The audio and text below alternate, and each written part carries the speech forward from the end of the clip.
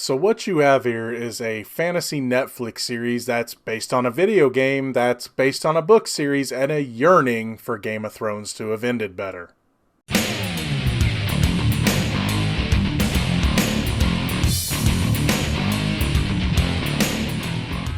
Hey everybody, what's going on? Welcome to an all-new Crossin Streams. As always, I'm your host, the real Geno Reynolds, and today we're going to be talking about the Netflix series The Witcher starring Henry Cavill.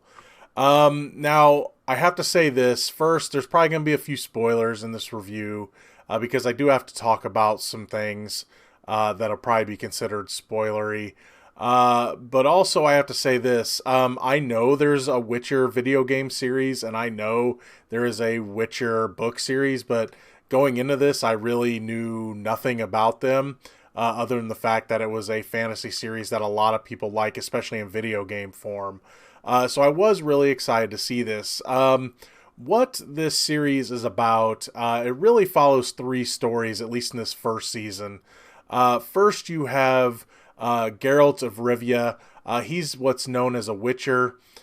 He's basically, they call him a mutant. He has been created through magic to be like this ultimate monster hunter. He gets special powers. I've heard Witchers being described as like medieval Jedi, and I could really see. They're great with swords. They have what seems to be somewhat force powers, because Geralt does use like a force push a few times. So they're basically medieval fantasy Jedi. So you're following that character. Plus you're following the character of Princess Ciri, and also you're following the character of the mage Yennefer. Okay, so the first things first. About the third or fourth episode, you realize that something strange is going on with the series. You think at first, in the first few episodes anyway, that you're following a cohesive story, but it comes to find out that a lot of what's going on with Geralt's story and Yennefer's story is that this stuff happened in the past. Now, the story of Princess Ciri, her story is the present. And eventually you find out, because certain characters die in the first episode, but then all of a sudden they're back in like future episodes, and they're not, at least they're not basic. They're not making them look like flashbacks. It's, oh wait, the stuff we're following had already happened, and the stuff that's in the past is catching up to the future. And by the seventh and eighth episode, it does. So going in knowing that might be a little helpful and less of a shock when you go to watch this series, because all of a sudden it's like, oh wait, didn't so-and-so die in the first episode? But nope, there they are. And it's like, oh, this stuff happened in the past. And by the very end of the eighth episode of the season, there is only 8 episodes in this Netflix series so far, the stories do come together, and I imagine everything now will be cohesive in future seasons.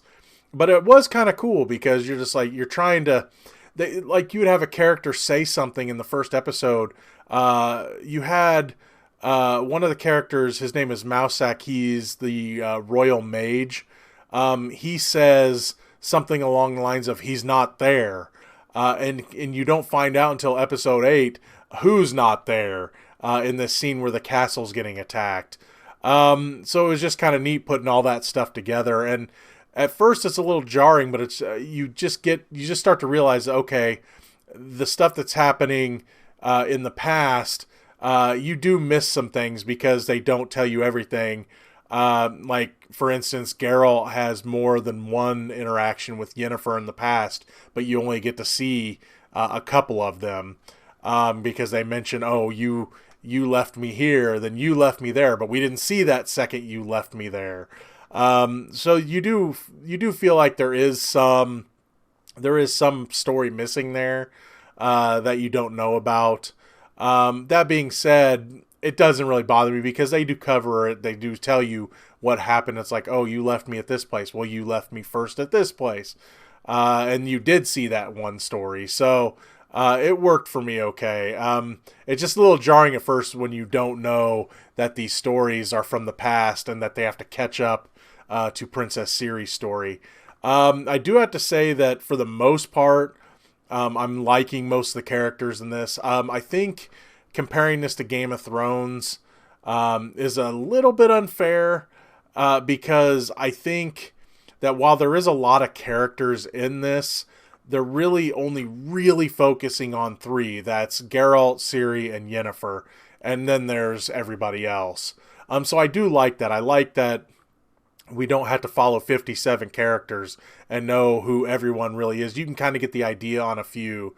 I mean, yes, there's other important characters, but you don't have to know every in and out about every single character in the whole the whole place of where they're at, the whole world. You don't have to know them all like you did Game of Thrones. And I do like that. If you just know a little bit about some of the minor characters, you'll be fine. If you focus on Geralt, Ciri, and Yennefer, you'll be more than fine. And they really, in these 8 episodes, that's who they focus on the most. We get to kind of see the legend of Geralt built, plus where Yennefer came from. So that works really well. The best part of the series, by far, Henry Cavill as Geralt.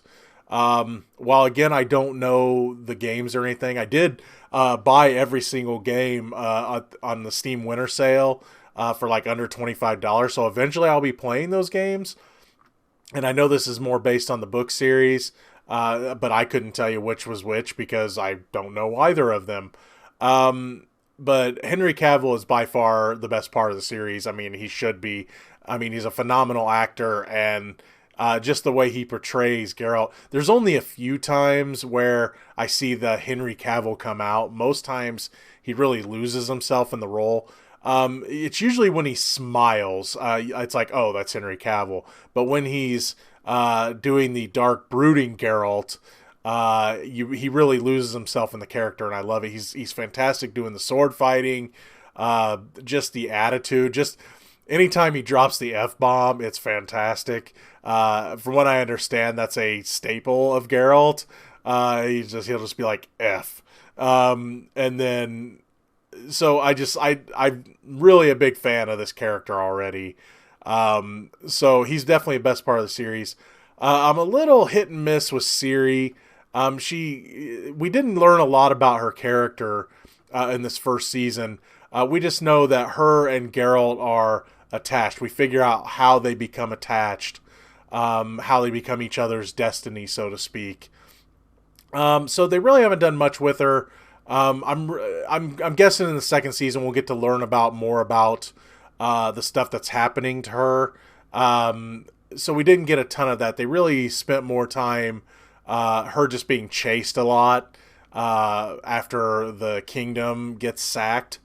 And everyone's chasing after her she's like, this is who we need to fulfill something. We need to get her, right? So I'm sure we'll learn more about her second season. So I'm not going to pass too much judgment. I liked Freya Allan's performance. We didn't get to know a lot about the character yet. We get to know a lot about, I'm probably going to mispronounce her name, Anya Shalatra's character, Yennefer. Of the three main characters, she's probably the weakest for me. I know a lot of people that play the game say they love that character in the game. I liked her story. I just haven't bought in to her character and Geralt's character being connected. I understand why they connect them, because both of them went through things that took certain things away from them, certain human aspects away from them, I'll just say. So I get their connection there, but being that we don't get to see all of their interactions, it's hard for me to really want to put them together. It's like, yeah, they got together and they're two beautiful people and then they had sex. And I will say that scene's pretty funny and I enjoyed it. But I haven't bought Geralt's like total infatuation with the character yet. Maybe they'll build more of that in the second season. Who knows? Right now, I mean, we do have some villains, but they haven't really established who the big bad is yet. I mean, they've said names, and we know some of the lieutenants of the bad guys, but we haven't learned everything yet. We do get some interesting characters. And monsters are shapeshifters. There's just cool creatures. There's stuff that happens in Geralt's past that leads to some interesting things when it comes to helping different people throughout. Just there's some all sorts of cool things. I think the villain I'm looking forward to them doing the most with is Stregobor.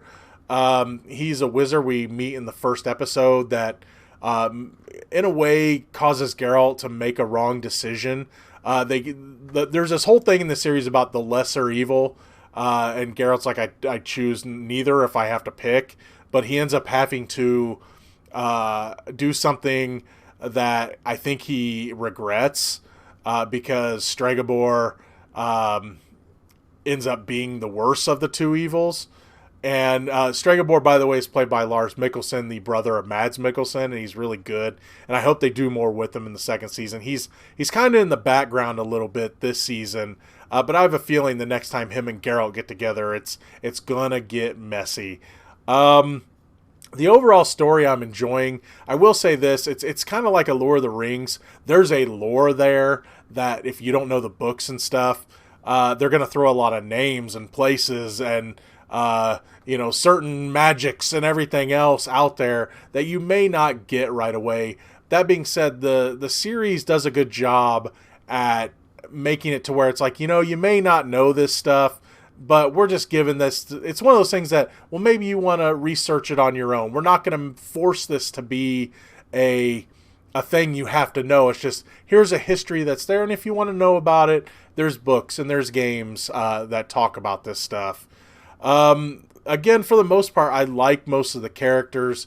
I like the way that the series, again, it was jarring at first, but I like how all the episodes are kind of catching up to the Princess Ciri storyline. I've liked the majority of the characters. Again, there is going to be a lot of comparisons to Game of Thrones, and I can see that. I can see why. That being said, so far, while I can't say I like this better than Game of Thrones, I've only got 8 episodes, so it's hard to really judge.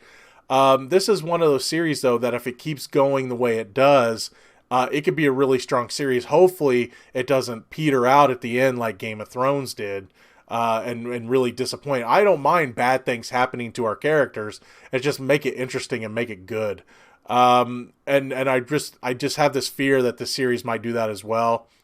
If I had another complaint, I would like a little more of Geralt and less of Ciri and Yennefer. That's just a minor complaint, though. I do like all the characters for the most part. Yennefer, I think, is going to be the one that has to grow on me the most. Because, again, I liked her story a lot, but because they show where she come from and her past and everything. And it is really interesting. But, again, I haven't bought into Geralt's infatuation with her. All in all, though, I really dug this first season. I was going to do an episode by episode